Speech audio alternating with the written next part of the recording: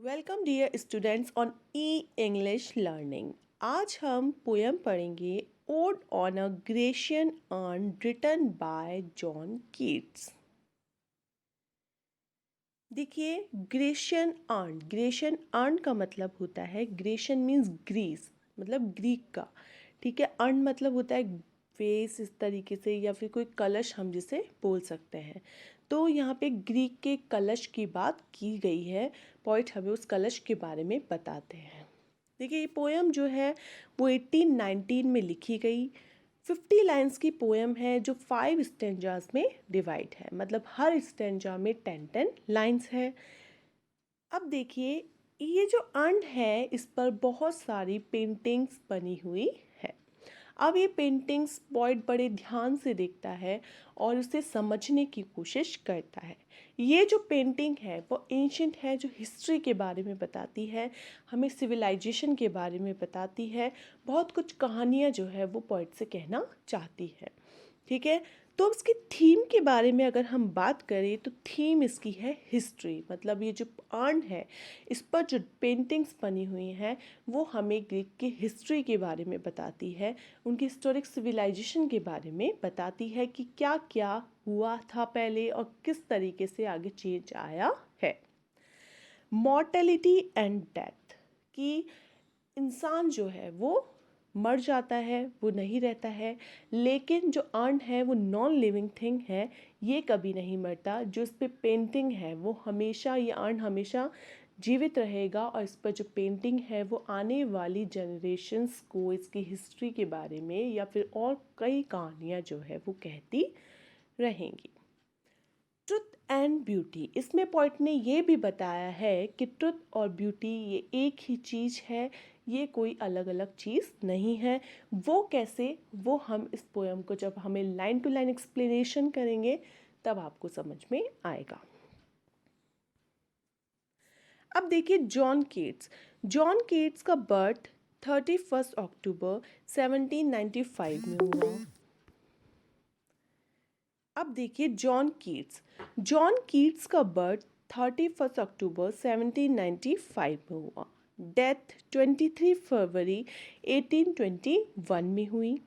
An English romantic poet है, मतलब famous romantic poet में से one of the most famous romantic poet है जॉन कीट्स। बहुत कम एज में ये ख़त्म हो गए थे, इनकी डेथ हो गई थी बिकॉज ऑफ ट्यूबरक्लोसिस के कारण। फेमस वर्क्स हैं इनके: ode to a nightingale, sleep and poetry, on first looking into Chapman's Homer. ये इनकी कई फेमस पोएम में से एक पोएम है। अब देखिए, ओड जो है वो क्या होती है? ओड अपने आप में एक लिटरेरी डिवाइस होती है। ठीक है, और ओड मतलब होता है एड्रेसिंग फॉर्म में किसी मतलब किसी भी पोएम को एड्रेसिंग फॉर्म में जब लिखी जाती है तो वो होती है ओड। जैसे ये जो पोएम है वो ग्रेशियन अर्न, ग्रीक के अर्न है, कलश है, उसको एड्रेस करके ये पोएम लिखी गई है, तो इसका नाम है ode to a Grecian urn. देखिए, first stanza: thou still unravished bride of quietness. Thou जो है वो है ओल्ड इंग्लिश वर्ड है जिसका मतलब होता है तुम, यू। तो दाउ यहाँ पे जो शब्द है वो अर्न के लिए यूज़ किया गया है, ग्रेशियन अर्न के लिए। ग्रेशियन अर्न को ये पोएम एड्रेस करके लिखी गई है कि तुम जो है वो क्या हो, एक अनरेविश ब्राइड, मतलब एक पार्टनर हो, बहुत इनोसेंट सी, स्वीट सी पार्टनर हो। किसका पार्टनर हो? क्वाइटनेस का, मतलब चुप्पी का, शांति का।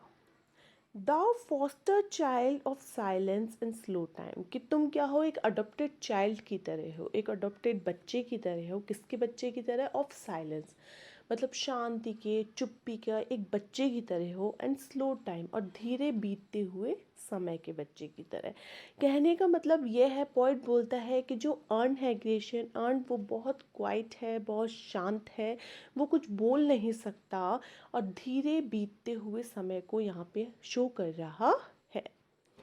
सिल्वन historian who canst thus express a flowery tale more sweetly than our rhyme। कि सिल्वन मतलब होता है गंवार, एक गंवार इतिहासकार। यहाँ पे गंवार इतिहासकार बोला है अर्न को, उस कलश को, ग्रेशियन अर्न को। लेकिन वो गंवार है, पढ़ा लिखा नहीं है, ठीक है, लेकिन फिर भी वो बहुत अच्छे से एक्सप्रेस कर सकता है। अ फ्लावरली टेल, एक खूबसूरत सी कहानी, मोर स्वीटली, ज़्यादा अच्छी तरीके से देन अवर राइम, हमारी कविताओं से भी ज़्यादा अच्छी तरीके से एक हिस्ट्री, एक कहानी जो है वो बताता है। कहने का मतलब कई पॉइंट होते हैं जो अपनी कविताओं में काफ़ी हिस्ट्री बताते हैं, इतिहास बताते हैं, फिर काफ़ी कहानियाँ बताते हैं, लेकिन उन कहानियों से भी अच्छे से कौन एक्सप्रेस करता है, ये अर्न जो है वो ज़्यादा अच्छे से कहानियों को एक्सप्रेस कर रहा है अपने ऊपर बनी पेंटिंग्स के थ्रू।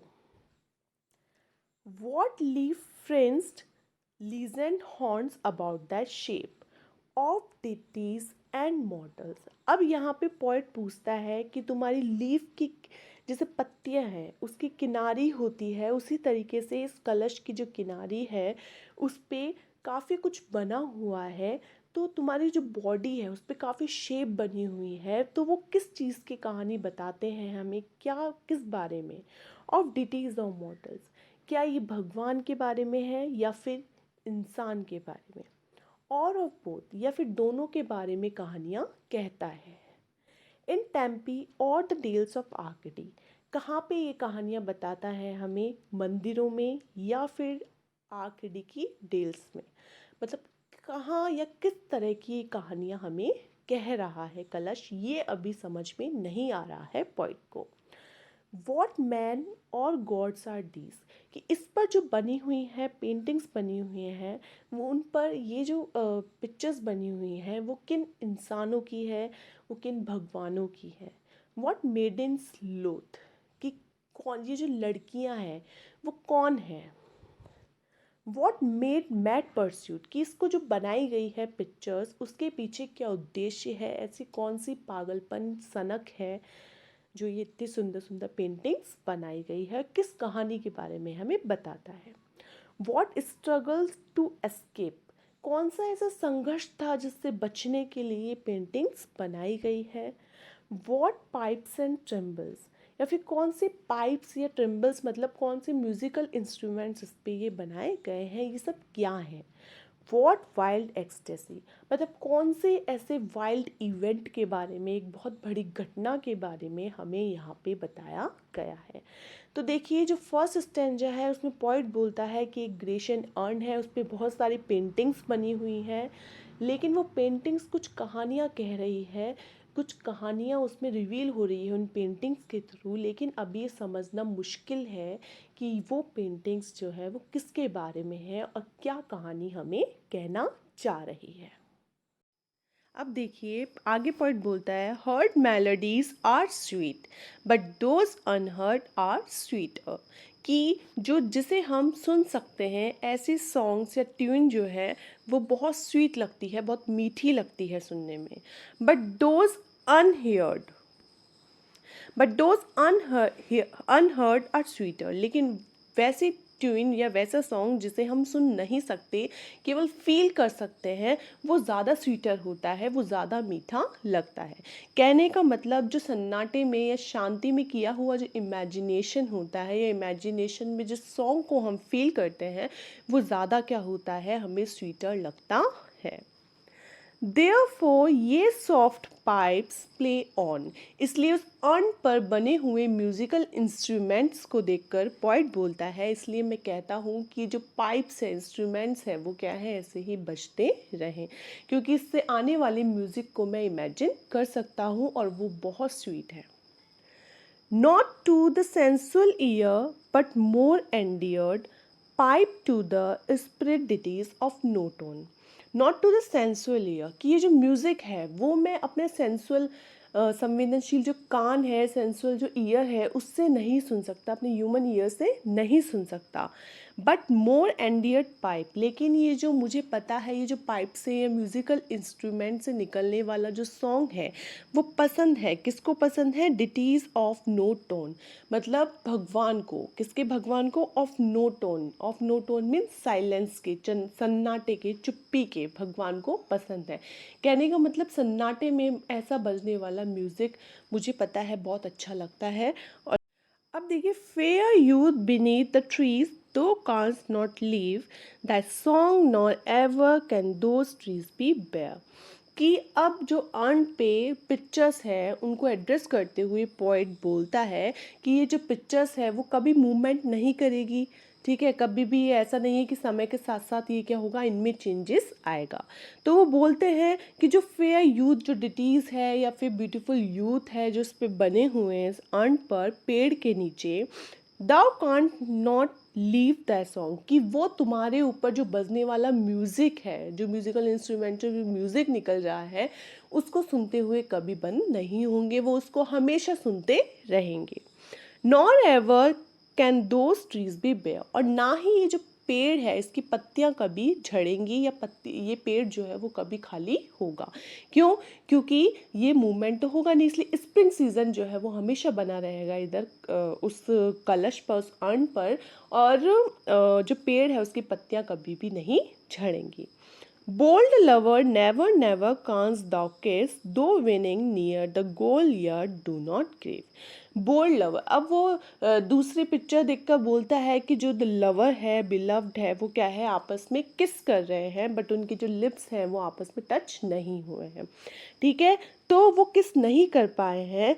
दो winning near the goal yet, अब वो लवर को एड्रेस करके बोलता है कि हालांकि तुम जो है वो अपने गोल के बहुत करीब थे, बहुत अपने मतलब जीत के बहुत करीब थे, डू नॉट ग्रीव, लेकिन इसका दुख जो है वो तुम्हें नहीं होना चाहिए, इसका दुख मत बनाओ। अब इसका भी एक रीज़न है क्यों नहीं बनाओ दुख, क्यों, शी कैन नॉट फेड, क्योंकि अब जो अर्न पर पिक्चर्स है वो कभी चेंजेस नहीं आएंगी उस पर, तो शी कैन नॉट फेड, जो तुम्हारी बिलव्ड है वो क्या है, कभी भी फेड नहीं होगी, बूढ़ी नहीं होंगी, वो हमेशा ब्यूटीफुल और यंग बनी रहेगी। दो दाउ हैज़ नॉट दै ब्लेस, हालांकि ये खुशी नहीं मिल पाई तुम्हें कि तुम जो है वो उसे किस कर पाए, लेकिन for ever will thou love, लेकिन जो हमेशा ही तुम्हारा जो प्यार है वो बना रहेगा, वो फेड नहीं होगा। एंड शी बी फेयर, और वो हमेशा यंग एंड ब्यूटीफुल बनी रहेगी, तुम्हारा प्यार जो है वो ऐसा कैसा बना रहेगा, इसलिए इस चीज़ की तुम्हें खुशी होनी चाहिए, हालांकि तुम किस नहीं कर पाए, पर कोई बात नहीं, तुम्हें दुख नहीं होना चाहिए।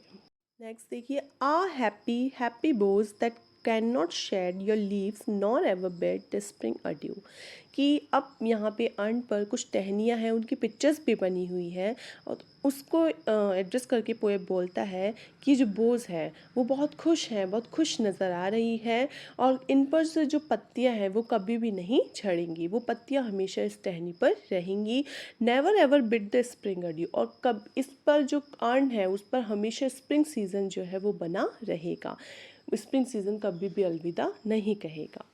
And happy melodist unweird forever piping songs forever new, और हैप्पी मेलोडिस्ट मतलब जो खुशी से गीत गा रहा वो मेलोडिस्ट है, संगीतकार है, वो हमेशा हमेशा खुशियों से भरा गीत गाता रहेगा। अनवियर्ड, वो कभी थकेगा नहीं। For ever piping songs for ever new, वो हमेशा नए नए गीत जो है वो अपने म्यूज़िकल इंस्ट्रूमेंट पे गाता रहेगा बिना थके।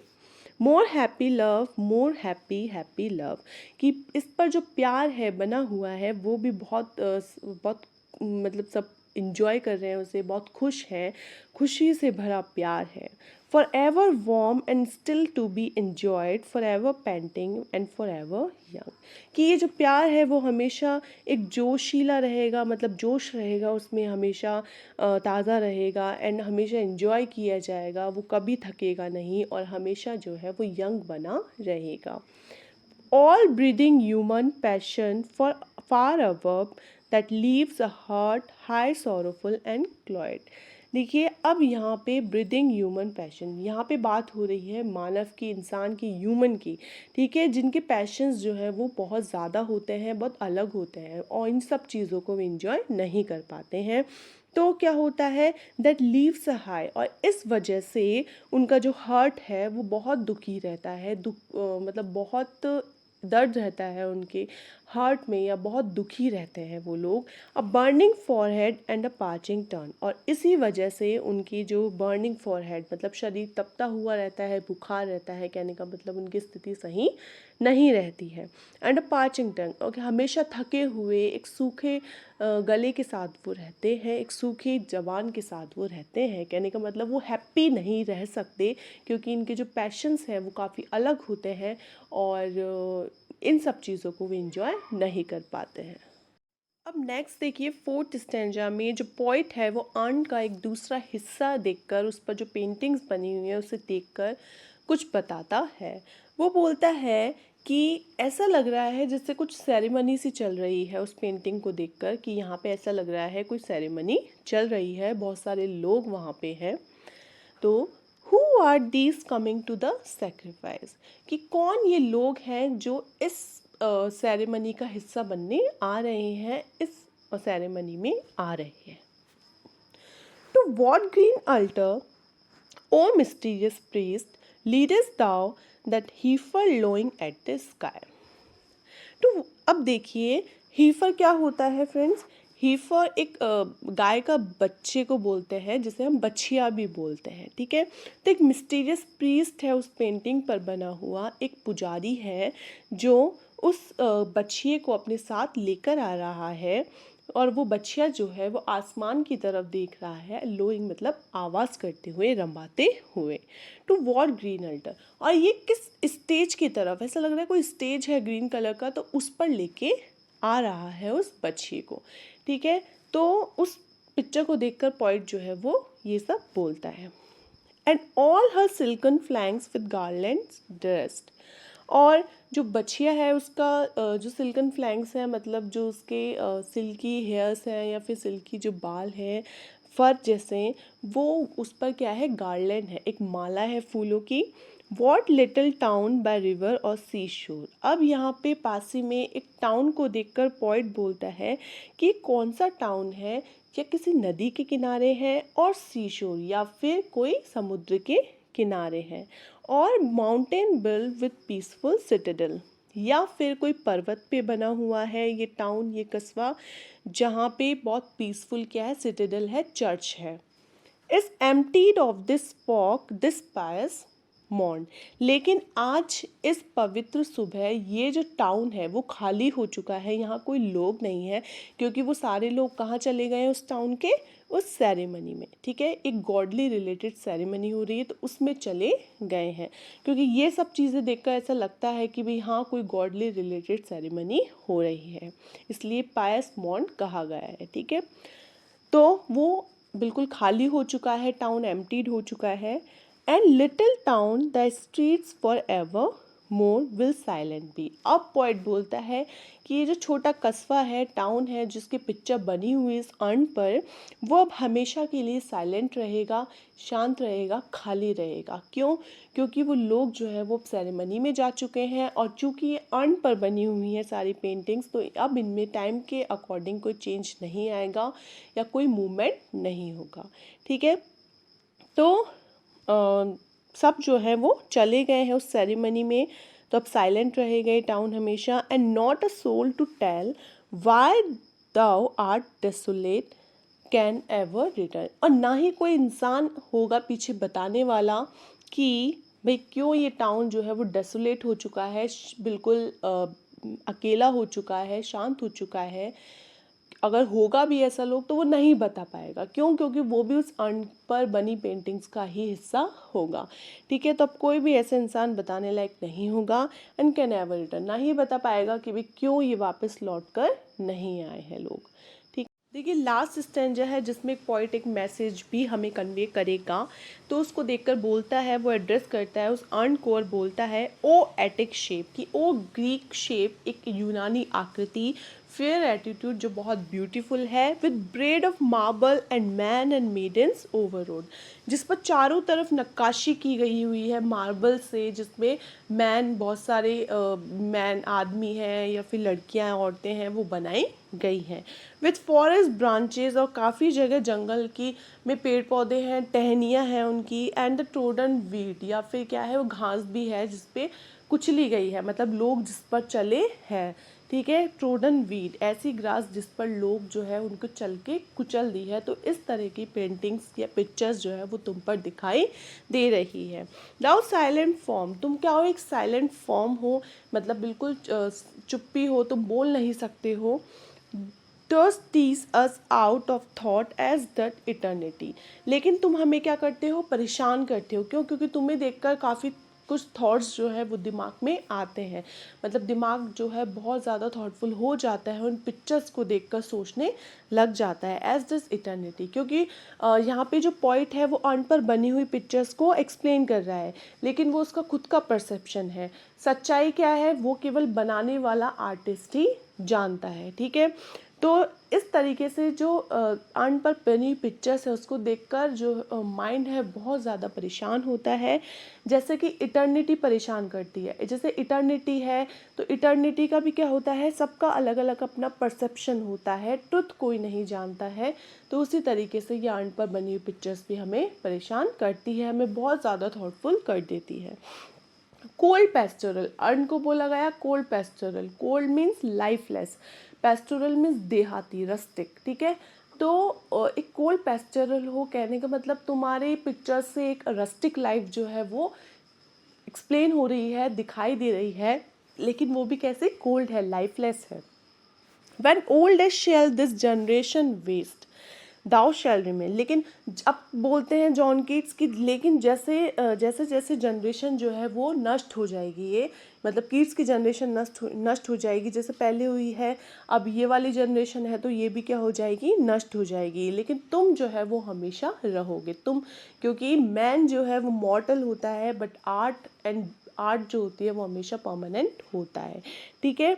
तो तुम हमेशा जीवित रहोगे। In the midst of other woe than ours a friend to man, और आने वाली जनरेशन के जो लोग हैं उनके दुख है, तुम उनमें क्या बनोगे, उनके फ्रेंड बनोगे, उनमें उन आदमियों के, इंसानों के, मैन के फ्रेंड बनोगे, और उनको ये बताओगे, तुम उनसे ये कहोगे, टू हुम दाउ सेज, और जिन्हें तुम ये बताओगे, कहोगे कि beauty is truth and truth beauty, कि सुंदरता ही क्या है, सच्चाई है, और सच्चाई ही क्या है, सुंदरता है। मतलब everything is that is truth, कि जो भी है वो क्या है, ट्रुथ है। ट्रुथ जो है वो कभी चेंज नहीं किया जा सकता है, और वो ब्यूटीफुल होता है, और उसे यदि हम एक्सेप्ट कर लेते हैं एज इट इज़, तो ये बहुत ब्यूटीफुल होता है। ठीक है। तो beauty is truth and truth beauty is, बहुत इंपॉर्टेंट लाइन है इस पोएम की।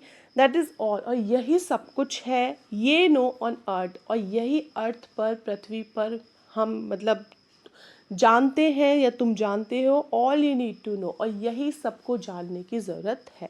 ठीक है। मतलब कि अब मैसेज कन्वे किया गया है कि ट्रुथ जो है वो चेंज नहीं किया जा सकता, यदि हम उसे एक्सेप्ट कर लेते हैं तो ये बहुत ब्यूटीफुल हो जाता है। और एक बताया है कि जो मैन है वो मॉर्टल होता है, जबकि आर्ट होती है वो परमानेंट होती है। तो इसी के साथ हमारी पोएम कंप्लीट होती है। प्लीज़ हमारे चैनल को सब्सक्राइब कीजिए, हमारी वीडियोस को लाइक एंड शेयर कीजिए, एंड कमेंट बॉक्स में जाके कमेंट कीजिए। Thank you so much.